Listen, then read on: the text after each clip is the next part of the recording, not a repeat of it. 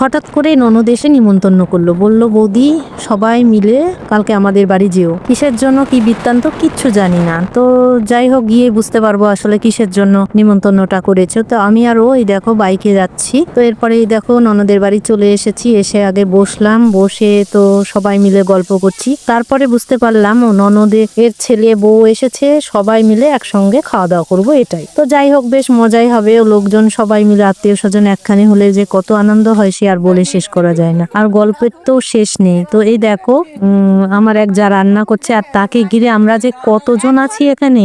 একজন রাঁধুনিকে দেখো কতজন পাহারা দিচ্ছি। বারবার করে বলছি না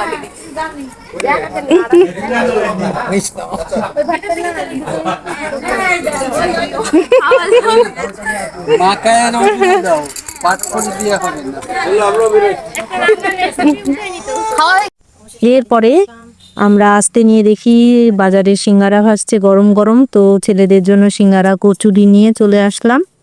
তো এখন এই সিঙ্গারা কচুরি আর সঙ্গে থাকবে চা, ব্যাস বিকালের টিফিনটা যা জমে যাবে না সে আর বলে শেষ করা যাবে না।